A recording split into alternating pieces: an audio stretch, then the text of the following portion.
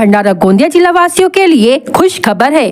अब आपका मनपसंद channel BS crime India news अब आपके केबल नेटवर्क पर, जी हां, अपने केबल नेटवर्क के एशियन चैनल नंबर 50 पर उपलब्ध है। BS क्राइम इंडिया न्यूज पर खेल, राजनीतिक, क्राइम, साहित्य व अन्य खबरें प्रकाशित की जाती है। हमारे साथ जुड़ने के लिए तथा हमारे चैनल में खबरें, विज्ञापन आदि के लिए संपर्क करें 8669151757 पर।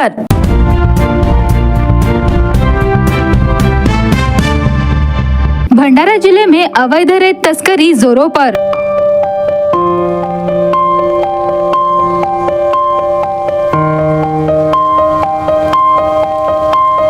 भंडारा पवनी, साकोली, तुमसर, मोहाड़ी तहसील में चल रही रेत चोरी।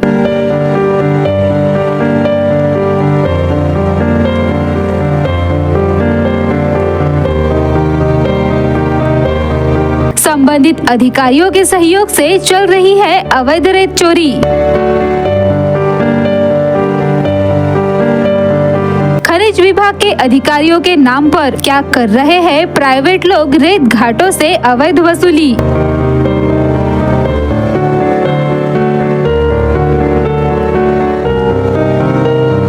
क्या संबंधित अधिकारियों का इस अवैध वसूली से है संबंध?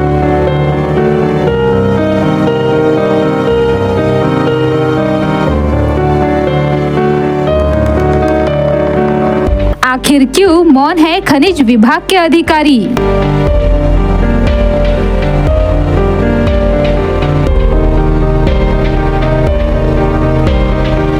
भंडारा जिले की रेत बहुत मशहूर है, जिसे बड़े बड़े जिलों में भेजा जाता है। भंडारा जिले की तहसीलों में शासकीय डंप है, लेकिन शुरू होने के पहले ही रेत घाट से संबंधित अधिकारी कर्मचारियों के सहयोग से प्राइवेट लोग अवैध रेती घाटों को परमिशन देकर वसूली करने की चर्चा जोरों पर चल रही है, जिसमें यह भी चर्चा की जा रही है कि खनिज विभाग के वरिष्ठ अधिकारियों के नाम पर अवैध रेती घाटों से मोटी वसूली कर रेती चोरी की परवानगी दी जा रही है, जिसमें खनिज विभाग के प्राइवेट लोग वसूली कर रहे हैं। इस चर्चा से भंडारा जिले में सनसनी मची हुई है। आखिर अधिकारियों के नाम पर वसूली करने वाला कौन है? भंडारा जिले में मोहाड़ी, तुमसर, भंडारा, साकोली क्षेत्र से रेती चोरी का प्रमाण बढ़ रहा है, जिस कारण भंडारा जिले की महसूल विभाग के खजाने में कमतरता आ रही है। जिलाधिकारी, पुलिस अधीक्षक, महसूल विभाग ने इस अवैध रेत तस्करी को रोकने के लिए अनेक ठिकानों पर अवैध रेती तस्करी, ट्रैक्टर, ट्रक और अन्य गाड़ियों पर कार्रवाई की। इतना ही नहीं, अवैध वसूली की चर्चा प्रिंट और इलेक्ट्रॉनिक मीडिया में सुर्खियों में रहने से नागपुर IG और जिलाधिकारी की विशेष पथक ने पुलिस विभाग के सहयोग से लगातार कार्रवाई की, जिस कारण कुछ समय के लिए अवैध रेत तस्करी पर अंकुश लगा। लेकिन फिर से भंडारा जिले के कई ठिकानों पर वैनगंगा नदी से ट्रैक्टरों द्वारा डंप रेती तस्करी जोरों पर चल रही है। साथ ही चर्चा है कि संबंधित अधिकारियों के सहयोग से प्राइवेट व्यक्ति अवैध घाटों से मोटी रकम लेकर नीलामी कर रहे हैं। इस चर्चा से भंडारा जिले में सनसनी मच गई है। देखना है कि इस खबर को संज्ञान में लेते हुए क्या अवैध रेती तस्करी व वसूली पर अंकुश लगता है या नहीं। इस सवालों में भंडारा जिला घिरा हुआ है। भंडारा जिले से बड़े पैमाने पर हो रही है अवैध रेत तस्करी।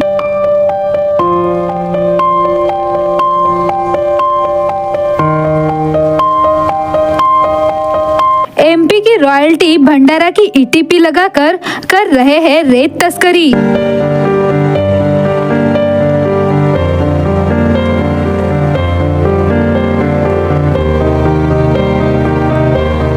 क्या MP की रॉयल्टी की जा रही है जांच? क्या MP की रॉयल्टी के बिना जांच के ही दी जाती है भंडारा की ETP?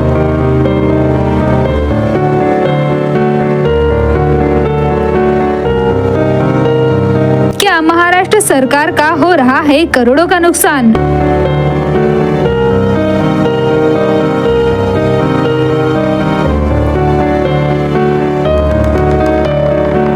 क्या संबंधित अधिकारी कर रहे हैं इसकी जांच?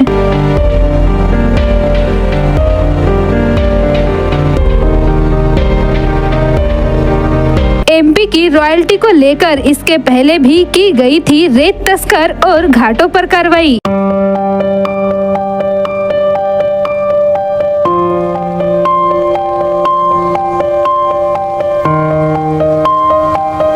अमितेश कुमार ने की थी अवैध रॉयल्टी धारकों पर कार्रवाई।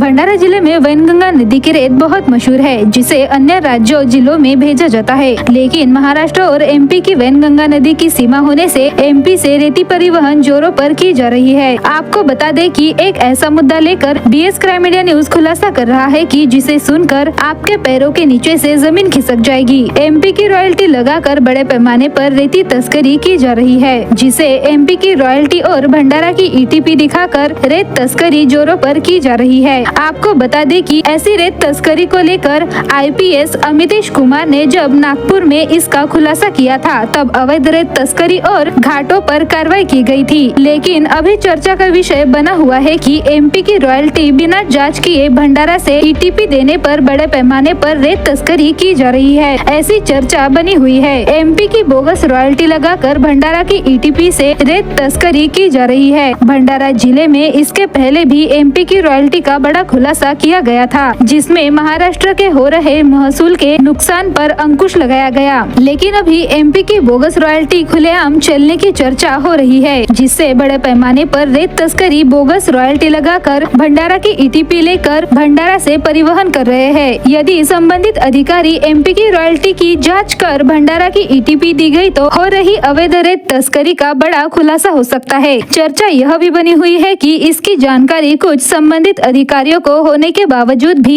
ईटीपी के आधार पर गाड़ी का परिवहन किया जा रहा है। लेकिन जब एमपी की रॉयल्टी ही बोगस है तो फिर क्यों भंडारा की ईटीपी दी जा रही है? ऐसे चर्चा से सनसनी मची है। बीएस क्राइम मीडिया न्यूज ऐसे बड़े घोटाले का खुलासा करेगा, जिससे भंडारा जिले में सनसनी मच जाएगी। पार्ट 3 में देखिए कि किस तरह से एमपी की रॉयल्टी देकर भंडारा की ईटीपी लगाकर अवैध रेत तस्करी का बड़ा खुलासा।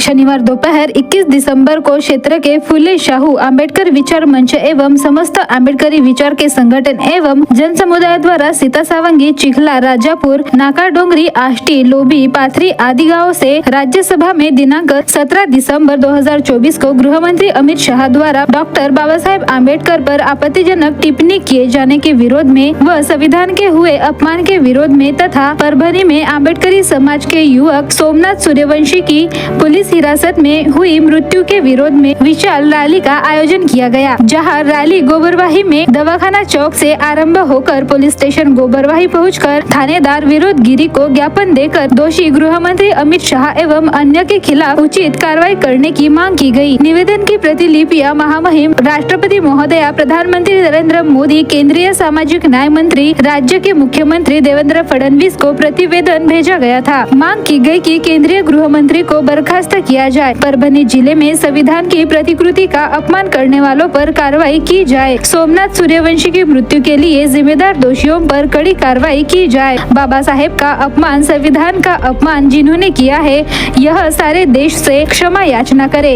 रैली का नेतृत्व मुख्य रूप से पंचायत समिति सदस्य नरेंद्र गेडाम, प्यारेलाल धारगावे, जिला परिषद सदस्य राजू देशभ्रतार, गोल्डी घडले, जतिन डोंगरे, सचिन गेडाम, देवदत्ता नांदगाय आदि सहित क्षेत्र के सैकड़ों की तादाद में महिलाएं, पुरुष, बच्चे, युवा सभी वर्ग के भीम सैनिक रैली में शामिल थे।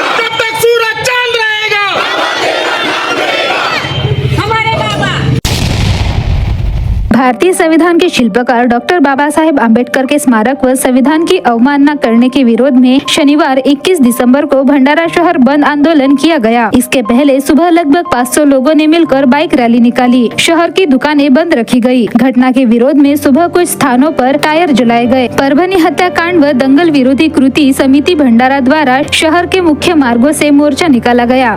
दोषियों पर राजद्रोह व परभनी पुलिस पर गैर इरादन हत्या का मामला दर्ज करने की मांग की गई। तहसीलों में भी इन मांगों को लेकर ज्ञापन दिया गया। इस मौके पर शहर में कड़ा पुलिस बंदोबस्त बना रहा। आंदोलन के दौरान परभनी में संविधान का अपमान करने वालों पर कड़ी कार्रवाई करने, घटना के मुख्य षड्यंत्रकर्ताओं पर मामला दर्ज करने की मांग की गई। घटना का वीडियो बनाने वाले सोमनाथ सूर्यवंशी के मृत्यु के लिए जिम्मेदार पुलिस अधिकारियों पर गैर इरादन हत्या का मामला दर्ज करने, नौकरी से बर्खास्त करने, आम्बेडकरवादी कार्यकर्ताओं पर लगाए गए झूठे मामले वापस लेने, पुलिस कॉम्बिंग ऑपरेशन से हुए नुकसान के पंचनामे कर नुकसान भरपाई देने, मृतक सोमनाथ सूर्यवंशी के परिवार को 50 लाख रुपए की सहायता व परिवार के एक व्यक्ति को शासकीय नौकरी देने की मांग की गई। बांग्लादेश में हिंदुओं पर होने वाले अत्याचार के खिलाफ 10 दिसंबर को निकाले गए मोर्चे में परभनी को अंजाम देने वाला आरोपी शामिल हुआ। ऐसे में पर्दे के पीछे से भूमिका निभाने वाले मुख्य आरोपी पर कार्रवाई की मांग की गई। इस तरह से राज्यसभा में केंद्रीय गृह मंत्री अमित शाह को मंत्रिमंडल से बर्खास्त करने, परभनी प्रकरण में न्यायालयीन जांच करने की मांग की गई। आंदोलनकारियों ने नायब तहसीलदार सोन कुसरे व मंडल अधिकारी गेडाम को मांग का ज्ञापन दिया। इस समय सामाजिक कार्यकर्ता परमानंद मिश्रा, असित बागड़े, विनय बंसोड़, अजय मिश्रा, विनोद देशमुख, चंद्रशेखर खोब्रागडे, रत्नमाला वैद्य, तथागत फुले, सुजल भालाधरे, नाशिक चौरे, अजित बंसोड़, सुगत शेंडे, डॉक्टर यशवंत मडामे, सुदेश वैद्य, सुधाकर चौहान, इंदिरा तिरपुडे, सनम गेडाम, सुरेश मुटकरे, संजय मते, संजय रामटेके आदि उपस्थित थे।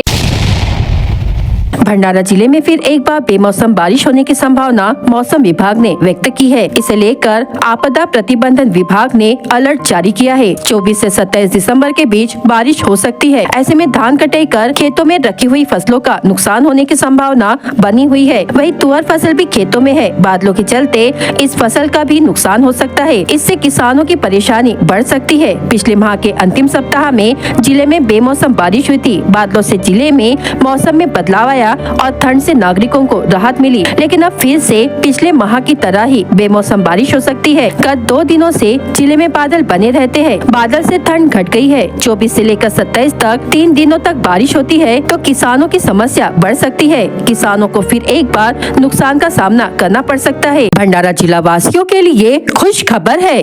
अब आपका मनपसंद channel BS crime media news अब आपके डायमंड केबल नेटवर्क पर, जी हाँ, अपने डायमंड केबल नेटवर्क के चैनल नंबर 94 पर उपलब्ध है।